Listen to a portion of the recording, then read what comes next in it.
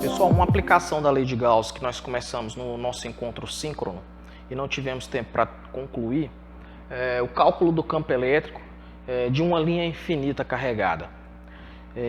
Dessa forma, então, nós vamos prosseguir com a solução desse problema aqui nessa videoaula.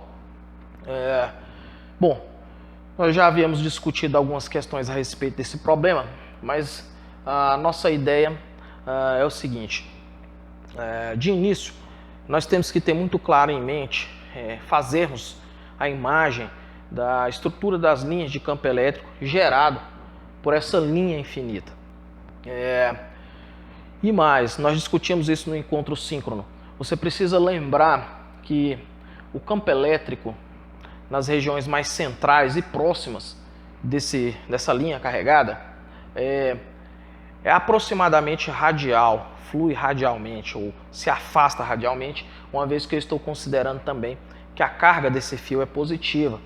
Outra coisa que você precisa lembrar, que foi discutido também no nosso encontro síncrono, que a estrutura das linhas de campo perto das bordas ou das pontas dessa linha carregada, elas são curvadas.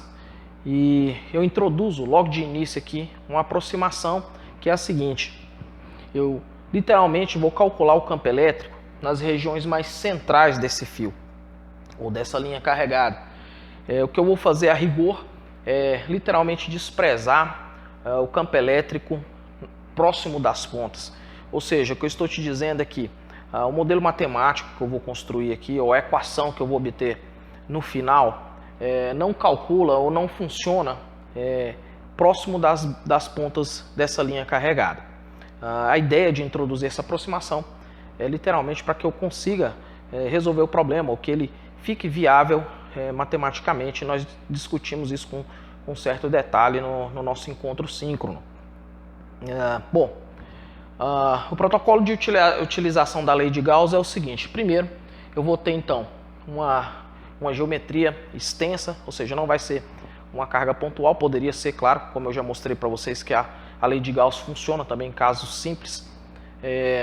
Mas eu tenho aqui uma geometria extensa, um fio, uma linha carregada, e aí eu preciso definir uma superfície matemática, uma superfície imaginária, ou uma ferramenta matemática, para que eu consiga, através dessa ferramenta, chegar no nosso campo elétrico.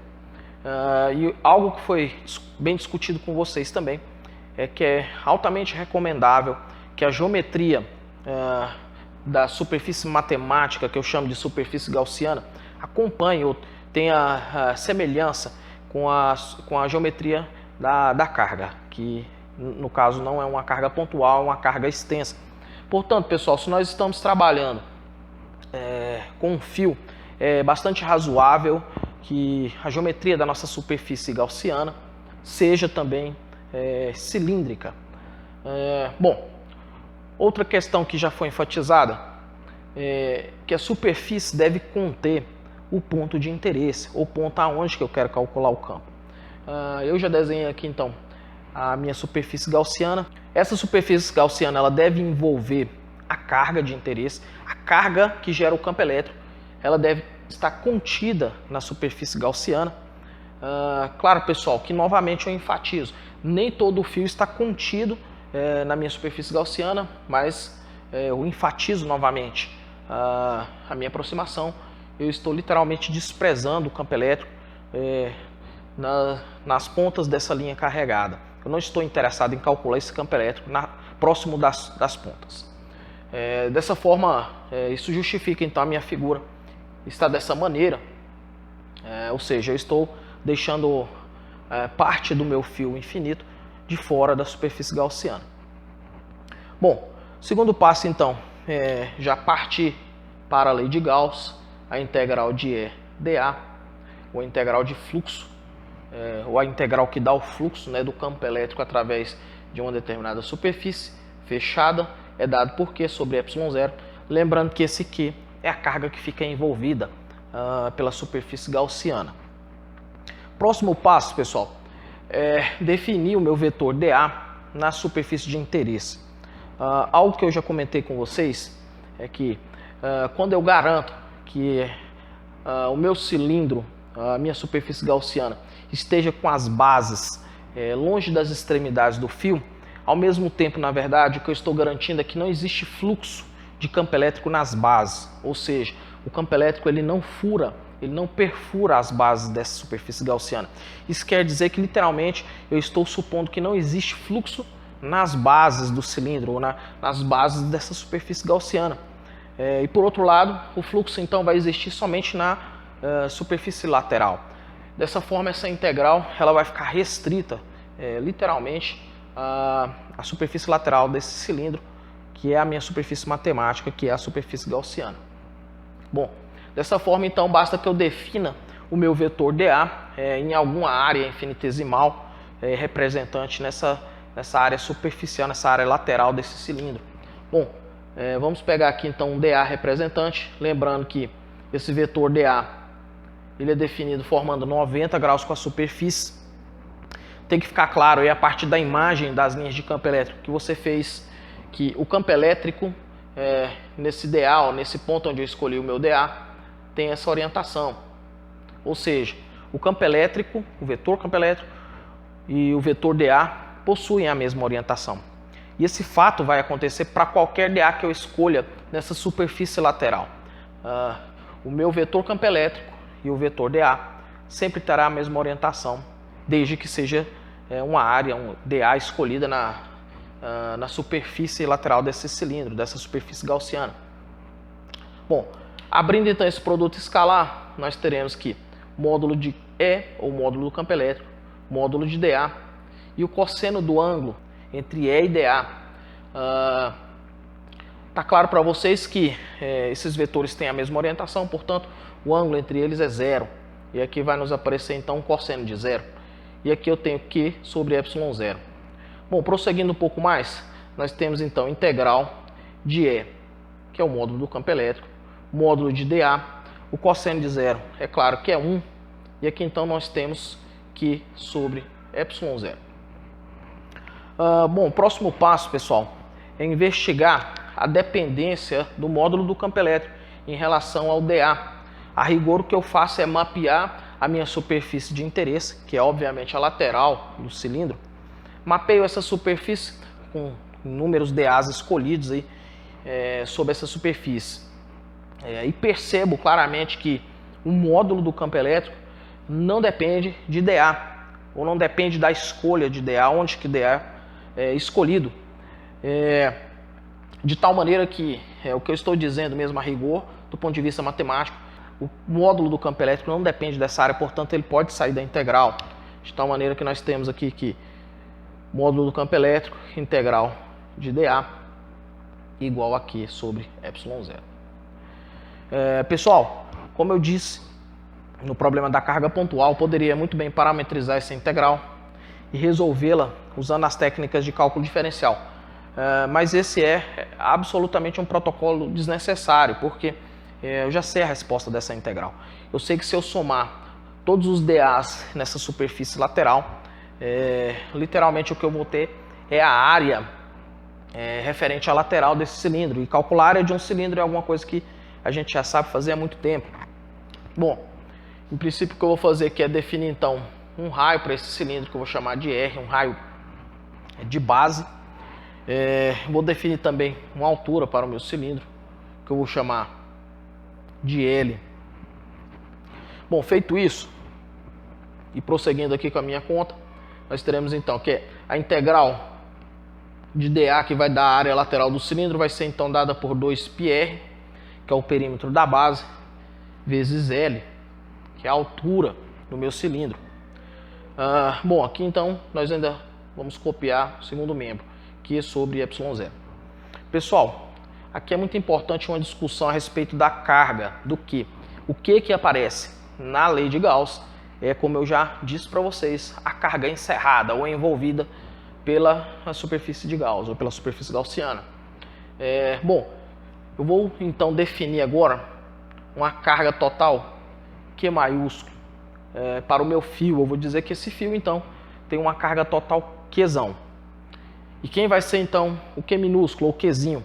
Vai ser a carga que ficou, ou que foi envolvida pela superfície gaussiana até porque eu imagino que está claro para vocês que a minha superfície gaussiana não envolveu toda a carga por conta daquelas questões que eu havia dito para vocês a respeito da aproximação que eu estou fazendo.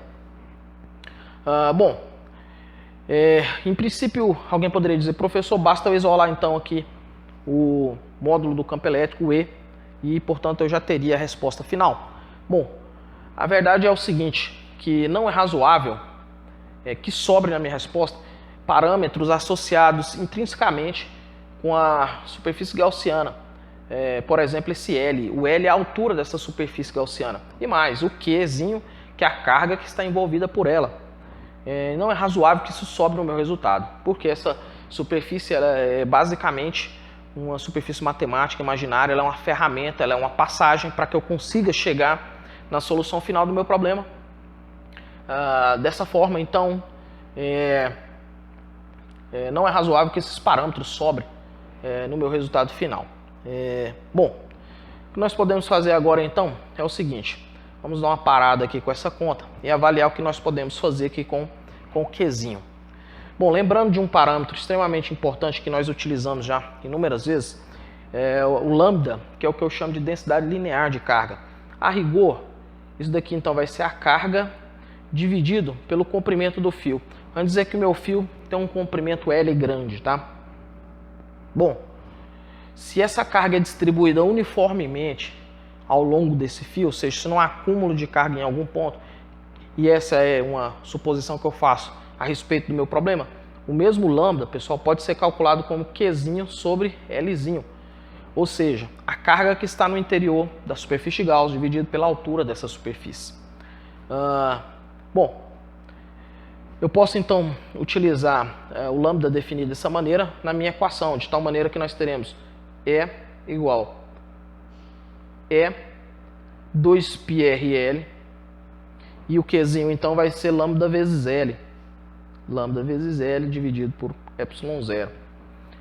Bom, L com L aqui pode cortar, e aí sim, finalmente, eu chego numa expressão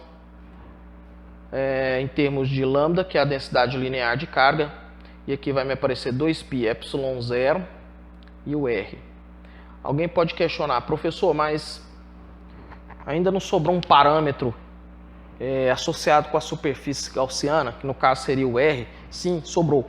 Mas é claro que esse aqui é um parâmetro extremamente razoável que ele sobre no meu resultado final, porque ele, apesar de ser o raio das bases do cilindro, que é a superfície gaussiana, ao mesmo tempo ele é a distância do fio em relação ao ponto de interesse, ao ponto onde que eu quero calcular o campo elétrico. Então é extremamente razoável que sobre esse R na minha equação final. Por outro lado, o lambda, pessoal, é um parâmetro do fio. Como eu disse para vocês, ele pode ser calculado dessa maneira. Se eu sei a carga do fio, a carga total que está no fio, se eu sei também o comprimento total do fio, eu consigo calcular tranquilamente o lambda. E dessa forma, então, eu tenho aqui o módulo do campo elétrico associado, então, com a linha infinita carregada. Pessoal, só enfatizando, tá?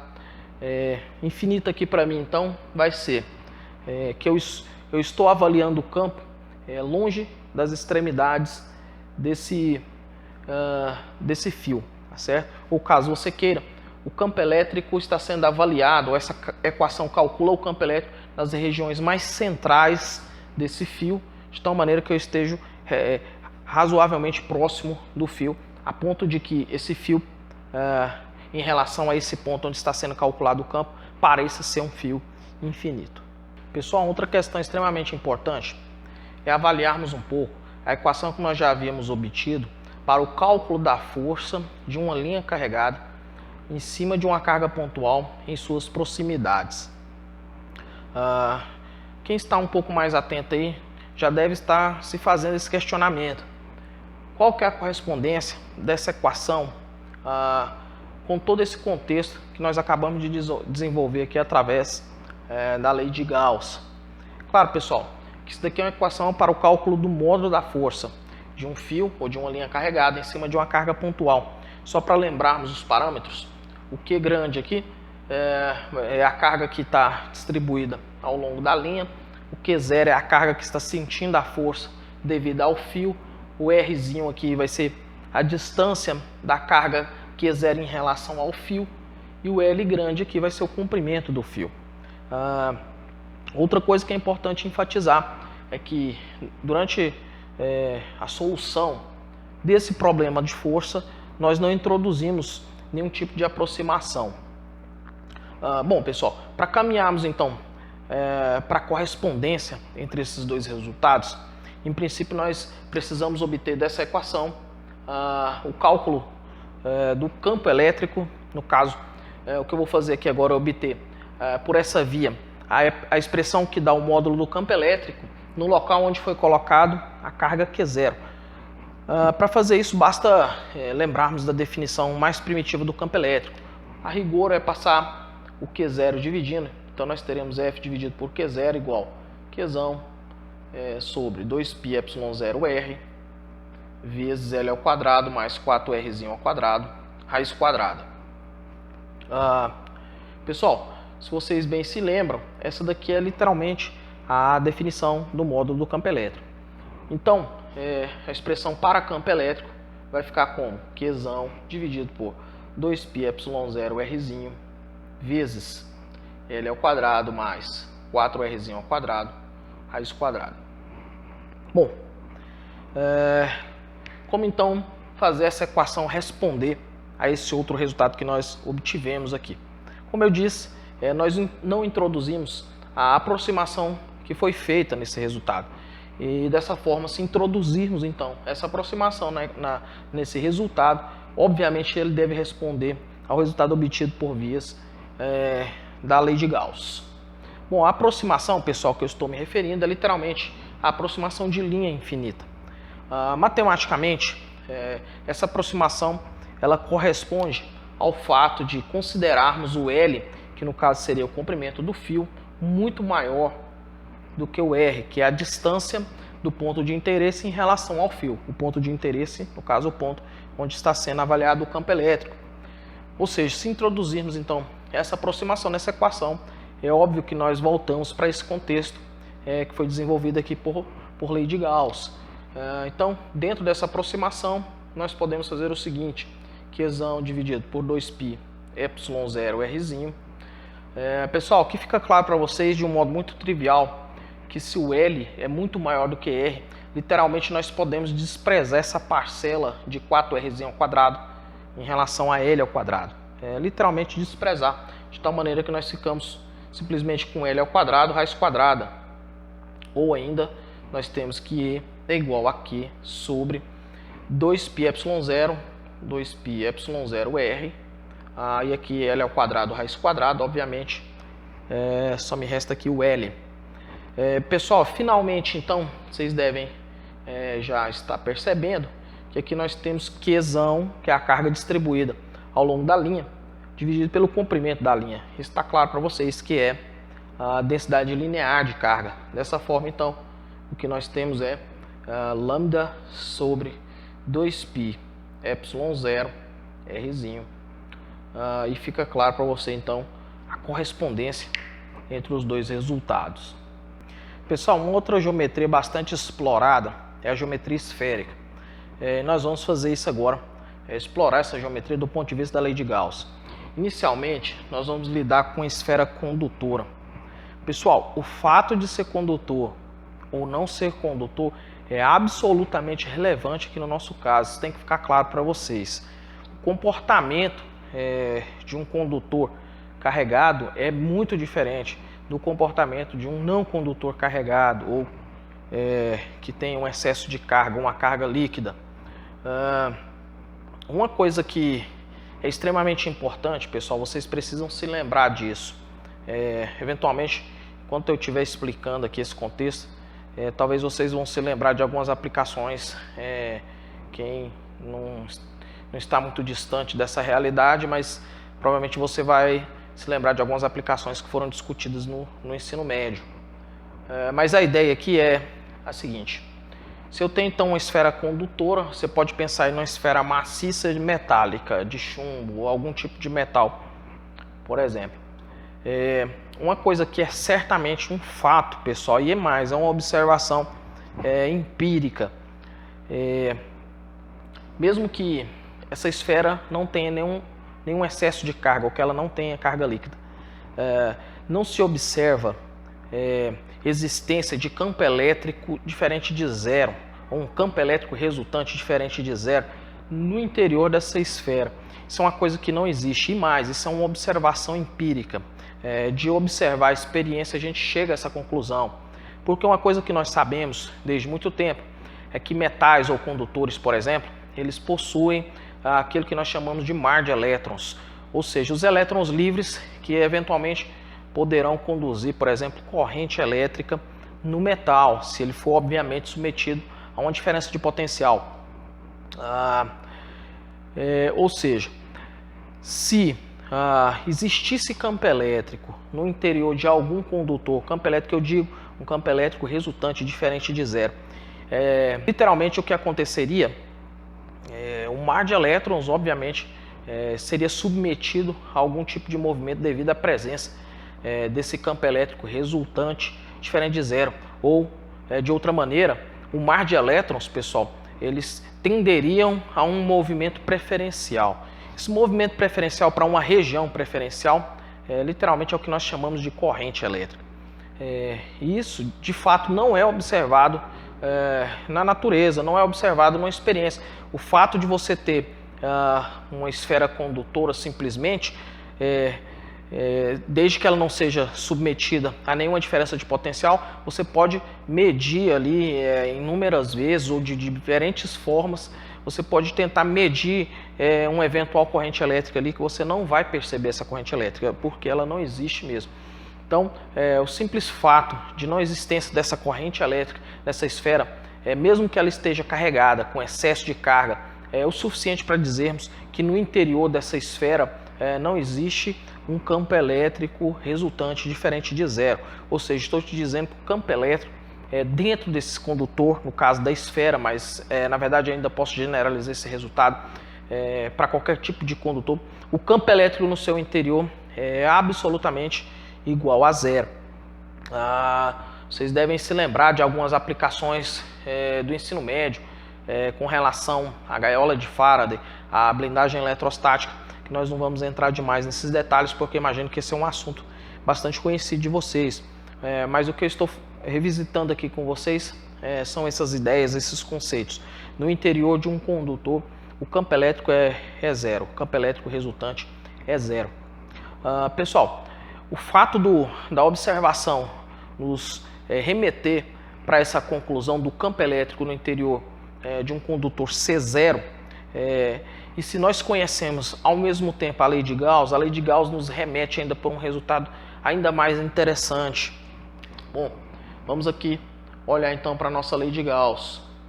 Integral de EdA igual aqui sobre ε0.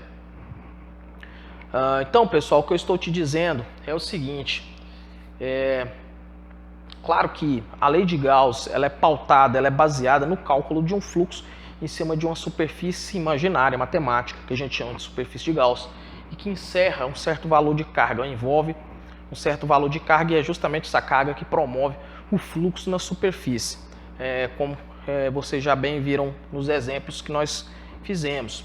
Ou seja, pessoal, qualquer superfície de Gauss, com qualquer geometria que você imaginar, que seja construída no interior do meu condutor, mesmo que ele tenha, vamos supor inclusive agora, que ele tem um excesso de carga, ele tem uma carga líquida, qualquer superfície gaussiana que for construída aqui no interior desse condutor esférico, que nem precisaria ser esférico inclusive, não existe nessa superfície gaussiana nenhum fluxo de campo elétrico. Por quê?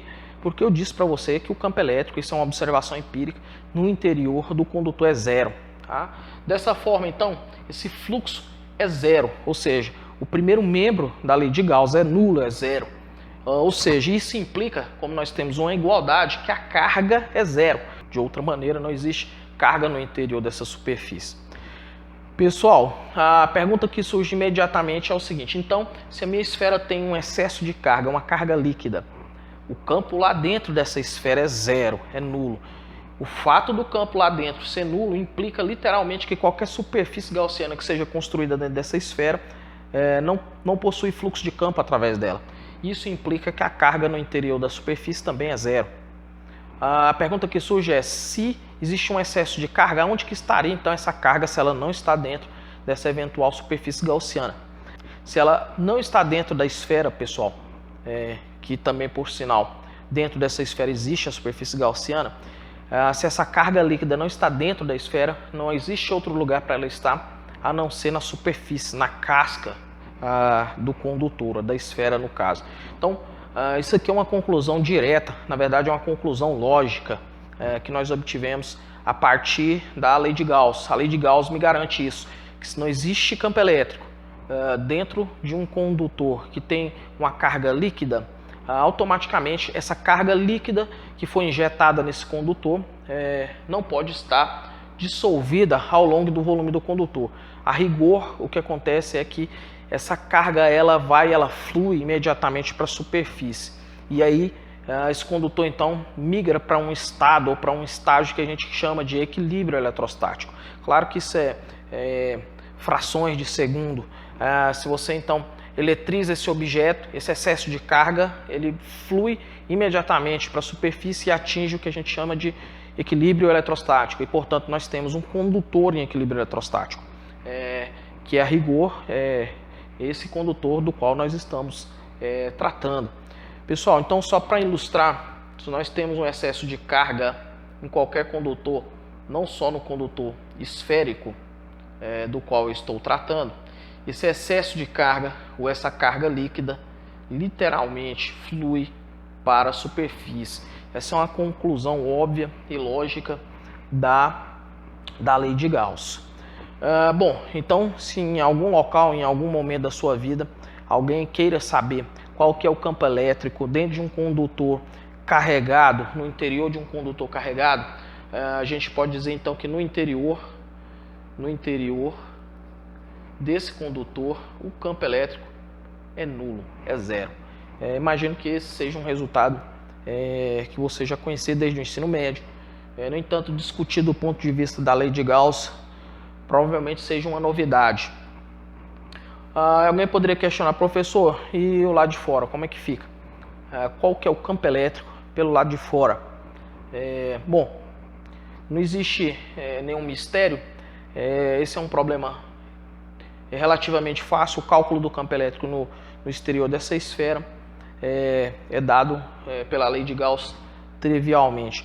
Esse é um problema que eu não vou resolver, mas tranquilamente vocês poderiam fazer como exercício e se resolve basicamente da mesma maneira como foi resolvido o problema da carga pontual. Mas eventualmente, se eu tenho um ponto P a uma distância R do centro da esfera, e se eu quero o campo elétrico nesse ponto P, desde que R seja maior do que Rzão, ou seja, desde que eu esteja do lado de fora da minha esfera ou no exterior, o campo elétrico é dado pela mesma expressão, ou o módulo do campo elétrico, é dado pela mesma expressão que é utilizada para calcular o campo elétrico da carga pontual. Vou dizer que a minha esfera então ela possui uma carga distribuída Qzão.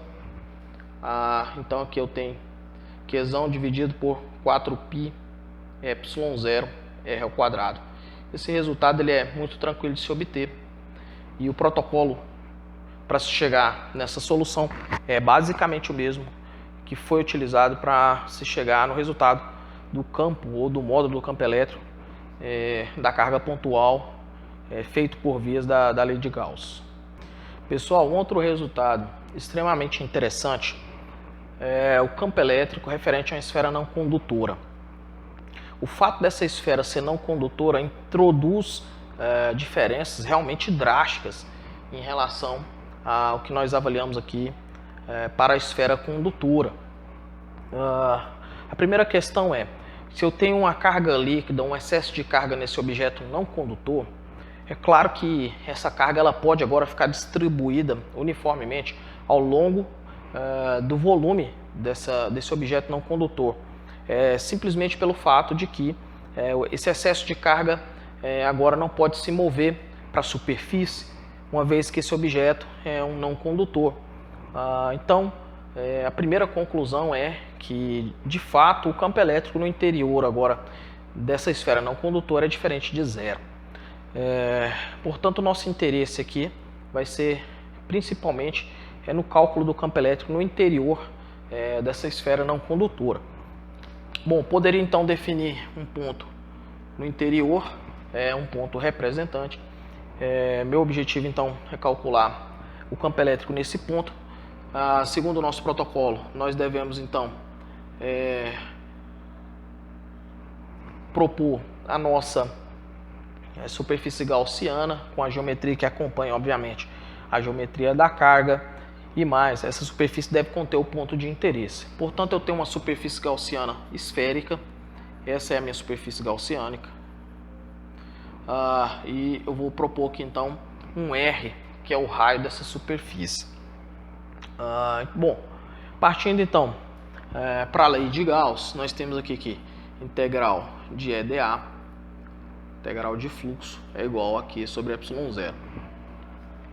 Pessoal, aqui agora eu vou um pouco mais rápido com relação aos argumentos que nós já havíamos desenvolvendo para essa equação ou para esse cálculo de fluxo, porque os argumentos são basicamente os mesmos.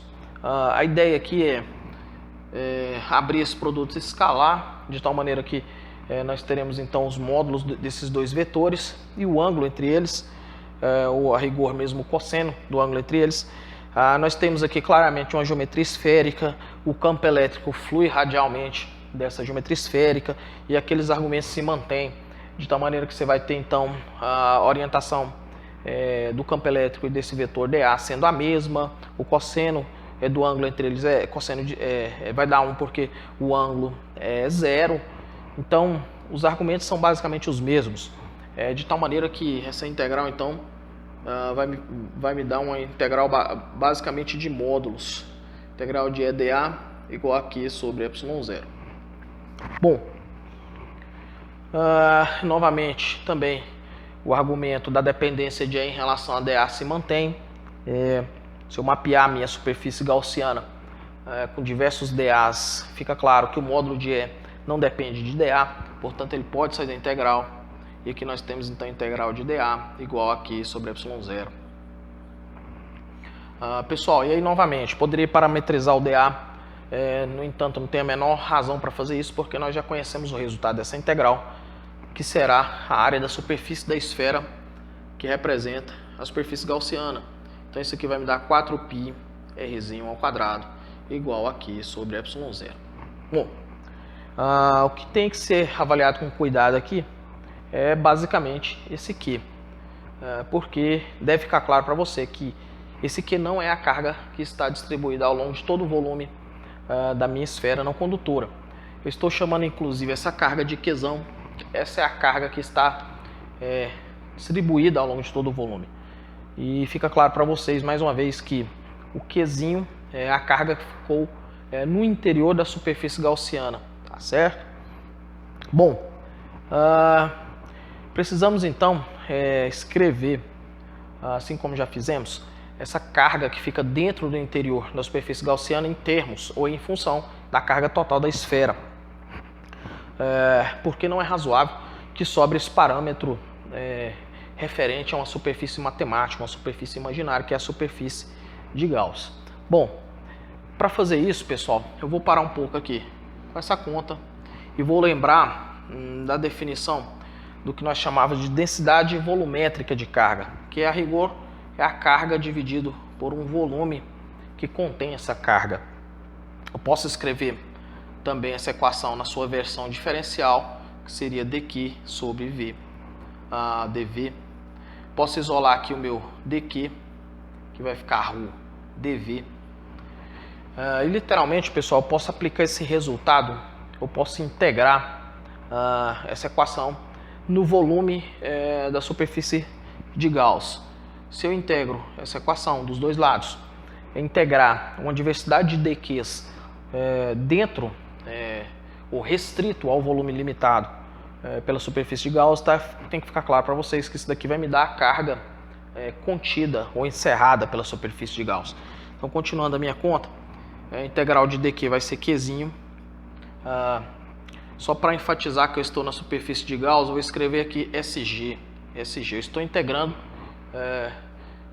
exclusivamente dentro da superfície gaussiana. Bom, o ρ é uma constante, é um parâmetro constante. E aqui eu tenho então integral de dV. Pessoal, integral de dV na superfície gaussiana tem que ficar claro para vocês que isso vai dar o volume da superfície gaussiana, de tal maneira que isso aqui vai me dar Q igual a ρ 4/3 de π rzinho ao cubo, que é literalmente o volume da esfera limitada pela superfície gaussiana. Bom, prosseguindo, eu ainda poderia escrever esse ρ utilizando agora todo o volume da minha esfera, ou seja, isso aqui então vai me dar Qzão dividido por 4/3 de π rzão ao cubo vezes 4/3 de π rzinho ao cubo. Aqui em ρ eu usei a definição de ρ, que é a carga dividido pelo volume. Pessoal, tá claro para vocês que esse 4π dividido por 3 pode cortar, de tal maneira então que nós ficamos com Q igual a Rzinho ao cubo sobre Rzão ao cubo vezes Qzão. E dessa forma então eu consigo escrever a minha carga que está dentro da superfície gaussiana em termos da carga total da esfera. Bom, eu substituo agora esse resultado aqui e finalmente nós obtemos o módulo do campo elétrico no interior dessa esfera não condutora. Então nós temos E igual a Qzinho agora vai ser Qzão vezes Rzinho ao cubo sobre Rzão ao cubo. O 4π Rzinho passou dividindo, então vai ficar 4π Rzinho ao quadrado ε0. Bom, a gente ainda pode cortar aqui o Rzinho ao quadrado com esse ao cubo e finalmente nós obtemos que o módulo do campo elétrico vai ser igual a Q sobre 4π ε0 Rzinho sobre Rzão ao cubo. Bom, esse então, pessoal, é a equação que calcula o campo elétrico no interior dessa esfera não condutora. Eventualmente, pessoal, essa fórmula poderia ser utilizada, por exemplo, para calcular o campo elétrico na superfície. Bastaria eu substituir então meu Rzinho por Rzão, ou a rigor levar a superfície de Gauss, que tem raio Rzinho, para a superfície, que aí nós teríamos então Rzinho igual a Rzão e trivialmente obteríamos a equação que calcula o campo, o módulo do campo elétrico na superfície desse não condutor. Pessoal, uma última aplicação para nós encerrarmos então essas aplicações a respeito de lei de Gauss e também encerrarmos esse capítulo de lei de Gauss é o que nós chamamos do campo elétrico de uma placa infinita carregada. A placa infinita aqui você pode entender da mesma maneira como você entendeu as aproximações envolvidas no problema da linha infinita.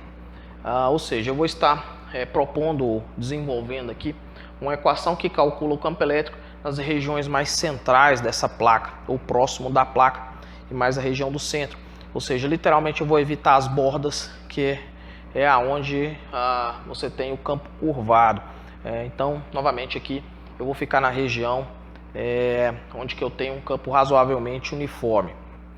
Tem que ficar claro para você também a imagem das linhas de campo elétrico.